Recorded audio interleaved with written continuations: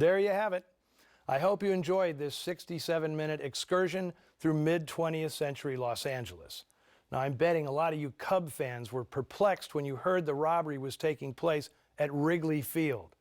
Well, yes, the stadium was built in 1925 by chewing gum magnate William Wrigley, but this one was in South Los Angeles. And for many years, it was the home of the Pacific Coast League Los Angeles Angels, farm team of the Chicago Cubs. The $1 Million Palace, as it was known, was demolished in 1969. Now, there are a lot of intriguing stories I could tell you about the participants in today's movie. I could talk about the lewd and lascivious conduct charge that in 1960 threatened to derail William Tallman's reign as district attorney on Perry Mason. Or I could tell you about the tragic accident that killed actor Charles McGraw and led directly to the state of California mandating safety glass in all bathrooms. Or I could discuss allegations by Christine Keeler, showgirl at the heart of the notorious Profumo affair, that Earl Felton, screenwriter of Armored Car Robbery, was an undercover CIA operative who participated in sex orgies alongside high-ranking officials in Britain's parliament. But I'm going to leave those stories for another day, because I want to talk about one of the undersung players in today's drama. That would be rookie detective Danny Ryan, played by Don McGuire. You want me to make like I'm Mapes, go undercover? Why not? What do you think? I think it's a great idea. I'd like a whack at it. Go ahead. What do we got to lose? Nothing. Only me. Now, this guy never intended to be an actor. He was a newspaper reporter who, after the war, caught on as a publicity agent in Hollywood. He was escorting a young female client on a casting call at Warner Brothers when a producer signed him for a role instead. That had to be an embarrassing ride home. McGuire quickly scored bit roles in big pictures like Pride of the Marines, Humoresque, The Man I Love, and Nora Prentice.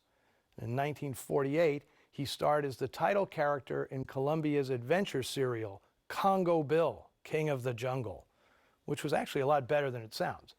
But right about the time he made Armored Car Robbery, McGuire got tired of playing truck drivers, bartenders, and wet behind-the-ears cops. So he tried his hand at screenwriting. And in no time at all, he'd sold a couple of B crime scripts, Dial 1119 at MGM and Double Deal at RKO.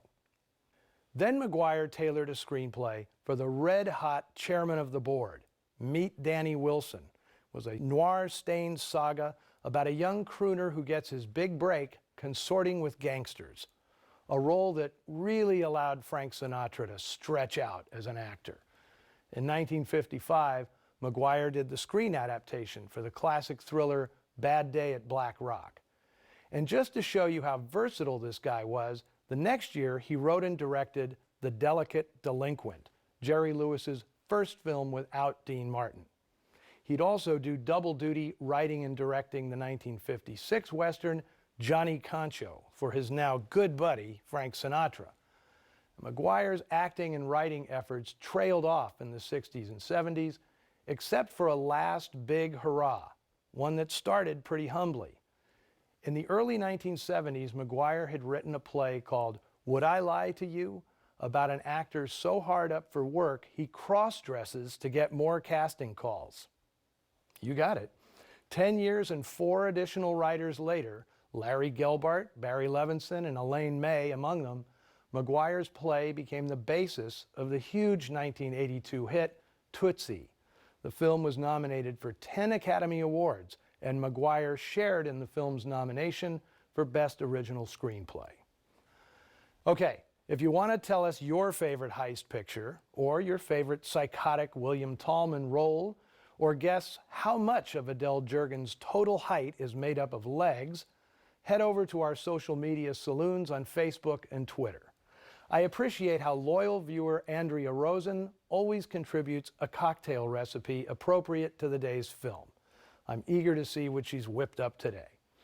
As for what's on tap, we try to be very democratic here on Noir Alley, so when it came time to decide what we'd show next week, I put it to a vote of the phenomenal crew we have.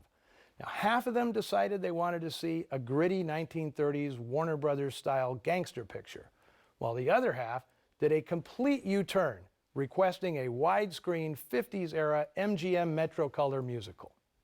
No problem. Next week, we'll have for you the singular film that manages to be both those things. From 1958, it'll be Nicholas Ray's Party Girl.